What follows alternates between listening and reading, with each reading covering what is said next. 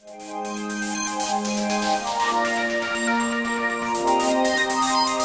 morning, evening, night, whatever time it is, wherever you're watching at.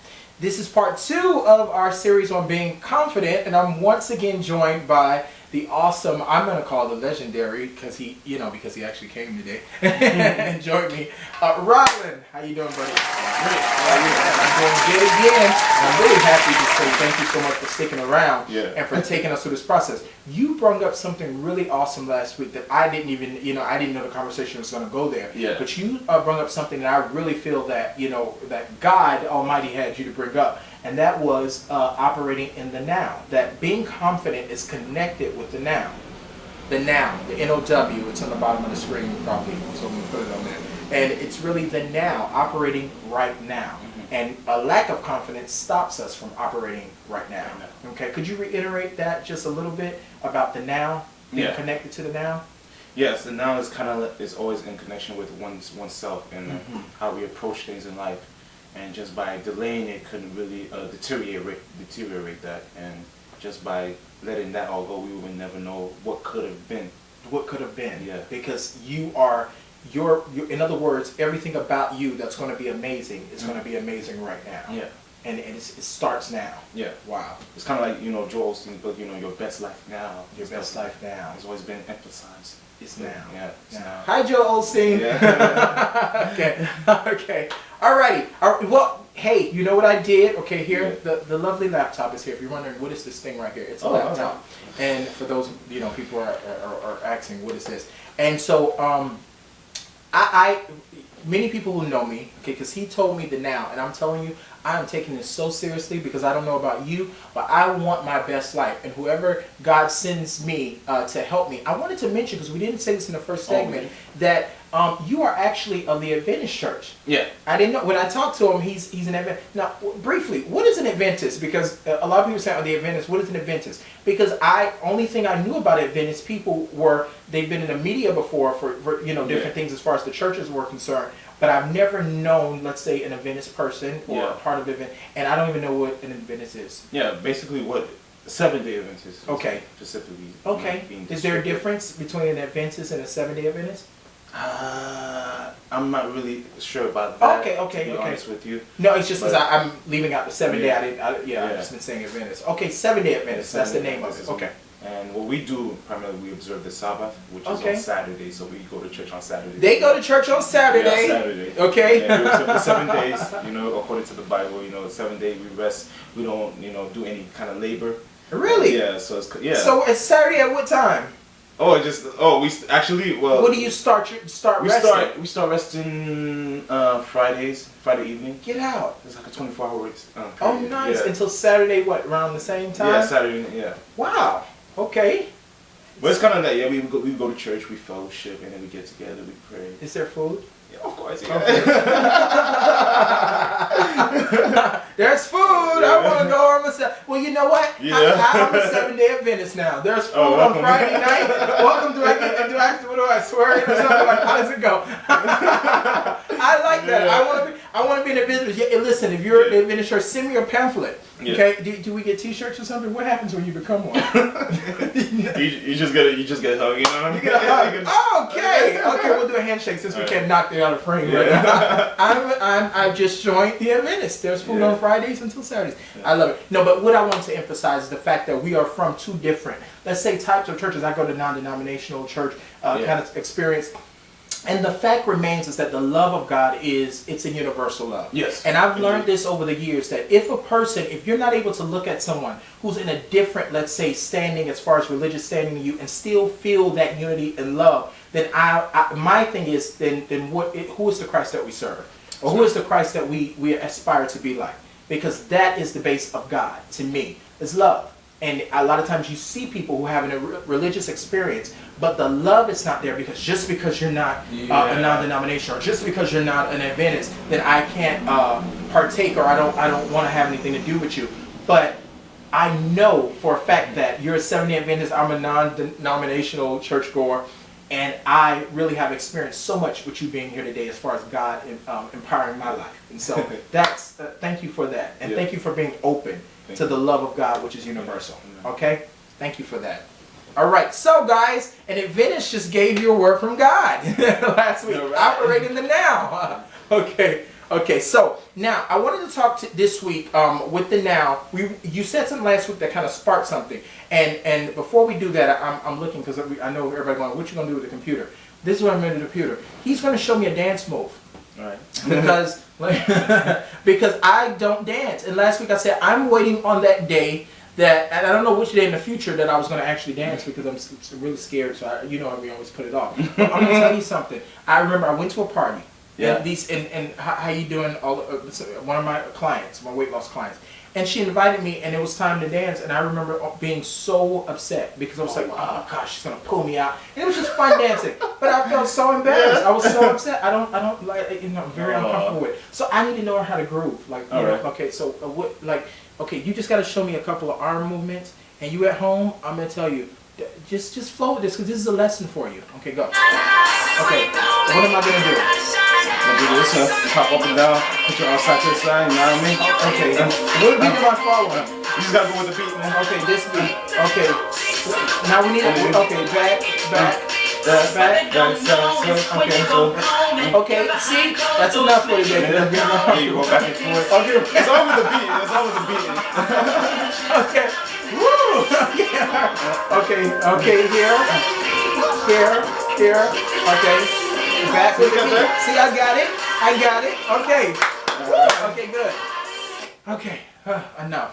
Okay, how did I do? Give me a 1 to 10. Oh, you did. You did quite better than I did. I don't know.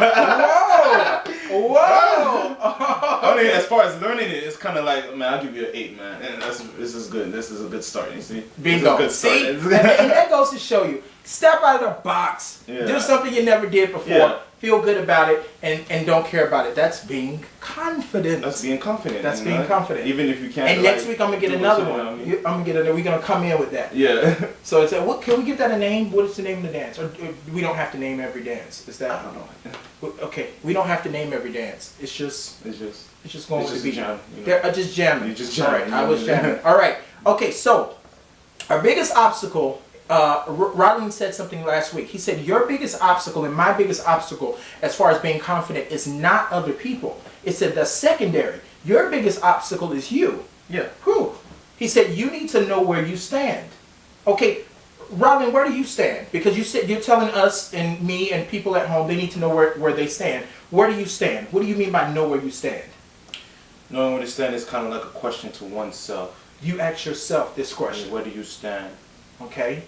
Or in connection with anything. Okay. As far as the relationship with your parents, the relationship with the Lord, relationship with your friends or co-workers. It's always a standing position. I like that because one of the biggest things I faced in my early days, let's say in Christendom or being a Christian, was I for example, to be honest, a lot of Christians don't believe that you can wear hats in church. Oh, okay. And I always wore hats. Most time when you see me, I'm going to have on a hat. If my hair's not out, I have on a hat, And so I'm going to have on a hat. Yeah. And I enjoy wearing a hat. And one of the biggest things is that different things about me weren't considered to be a Christian thing to do. Okay. And so knowing that I had a love for God, which is my truth, I'm talking about 100%. I knew I loved God. Besides all the other drama in life, I knew I had a love for God. Yeah. That is what held me together when people would talk negative about me because of whatever was the situation. Yeah, knowing where I stand. Yeah. Okay, that's and good. Knowing where you stand also kind of like analyze, the behaviors you have in life, things that you accepted, things that you haven't accepted yet, or things that you need to just let it all go. In order to be better with the person that you're with, Okay. Yeah. I like that because you said the things that we accept and the things that we don't accept.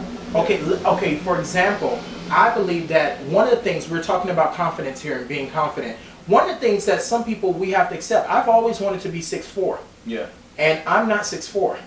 And I don't believe before Jesus Christ returns back on earth that I will be 6'4". Yeah. I don't think it's going to be. Listen, miracles happen. Yeah. But the reality is that I don't believe that I'm going to be 6'4". I would love for it to happen.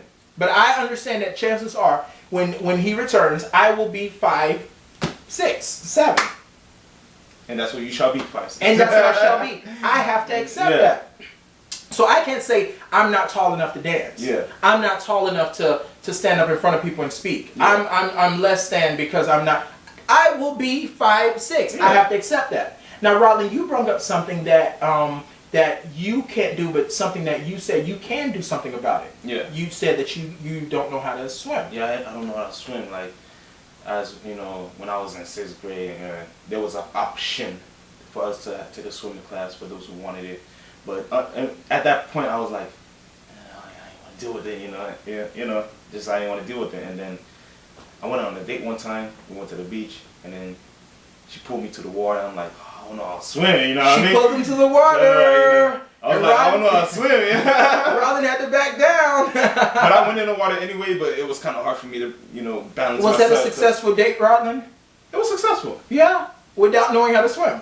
Without knowing how to swim. It was Okay, successful. but what did it do for you? Did you feel like at that moment this was something you wanted to learn? Yeah, at it was that an point, obstacle? because of that moment, I feel like if I'm capable to get in and out of the water without drowning and all that stuff. Okay. I was in a position where it was it was a shallow area. Okay. It's not okay. so deep, And so what the moment did was reveal to you that there was an area of your life that you would like. Okay, so insecurity wasn't coming from the not having the ability to do it, but insecurity comes from your thoughts on you not having the ability to do it. Knowing that there is a chance, or you had the opportunity to do it, but you didn't do it because... based on thought, because based on what we think, because whatever you think is going to become.